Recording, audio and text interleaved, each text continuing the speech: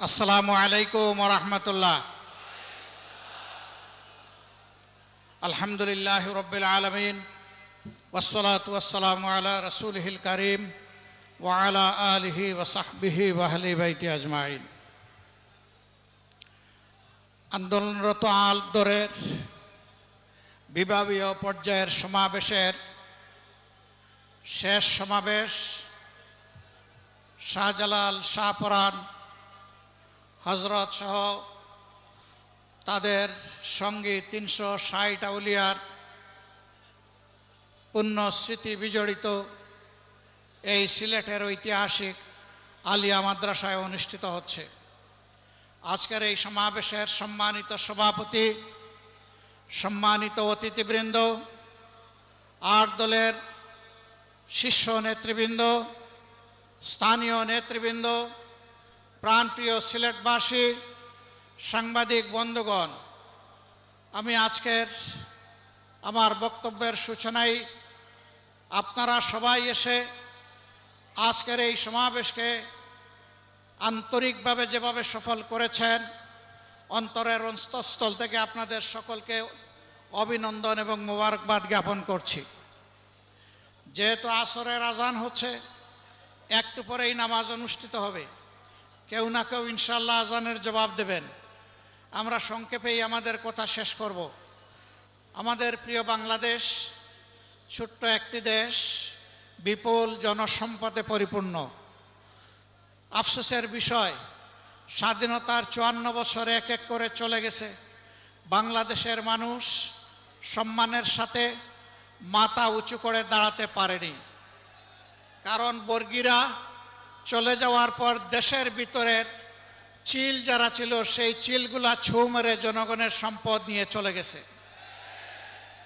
দেশের সম্পদ লুণ্ঠন করে বাইরে পাচার করেছে, দেশে দেশে বেগমপাড়া গড়ে তুলেছে, কেউ কেউ পালাতে গিয়ে খালে বিলে আশ্রয় নিয়েছে, আবার রসিক সিলেটবাসীর কাছে কেউ কেউ কলা পাতায় ধরা পড়েছে। এভাবে অপকর্মের দায় নিয়ে ফ্যাসিস্টরা বাংলাদেশ থেকে পালিয়েছে, কিন্তু ফ্যাসিজমের কালো ছায়া বাংলাদেশ থেকে যায়নি। একদল যে অপকর্ম করে চলে গিয়েছে, আরেক দল বাংলাদেশে সেই অপকর্মের দায়িত্ব নিয়েছে। একদল চাঁদাবাজি করার কারণে জনগণের ঘৃণা কুড়িয়েছে, আরেক দল আবার তার চাইতে বেশি শক্তি দিয়ে চাঁদাবাজিতে নেমে পড়েছে।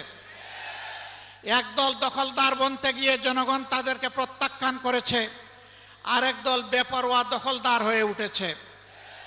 একদল জনগণের জানমাল নিয়ে ছিনিমিনি খেলেছে, আলেম ওলামা বিরোধী রাজনৈতিক নেতৃবৃন্দকে হত্যা করেছে, খুন করেছে, ফাঁসি দিয়েছে, নির্যাতন করেছে, পঙ্গু করেছে, জেলে পড়েছে, দেশ ছাড়া করেছে।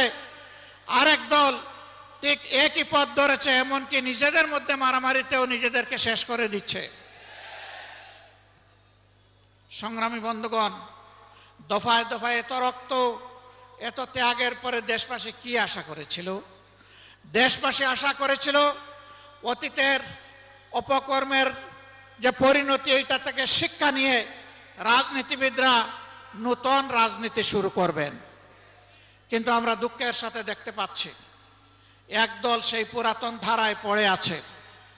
তারা কোনো সংস্কারে রাজি না, তারা সনদ বাস্তবায়নে রাজি না, তারা গণভোটেও প্রথমে রাজি ছিল না, তারপরে ধাক্কাই ধুক্কাইয়া সেই গণভোট একদিনেই হতে হবে তা তারা বাধ্য করেছে সরকারকে।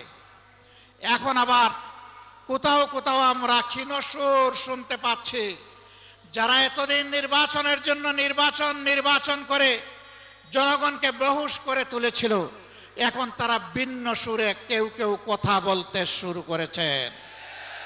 এ লক্ষণ ভালো নয়। তারা বুঝতে পেরেছেন তারা যে সমস্ত কর্মকাণ্ড বাংলাদেশে পরিচালনা করছেন, বাংলাদেশের জনগণ তাদেরকে আগামী নির্বাচনে লাল কার্ড দেখানোর জন্য প্রস্তুত হয়ে গিয়েছে। এই লাল কার্ড দেখা থেকে বাঁচতে গিয়ে যদি কেউ আগামী নির্বাচনকে ভণ্ডুল করার চেষ্টা করেন, আমরা মহান আল্লাহর উপর ভরসা করে বলছি, তাদের সকল ষড়যন্ত্র এদেশের সংগ্রামী জনগণ ভণ্ডুল করে দেবে ইনশাআল্লাহ।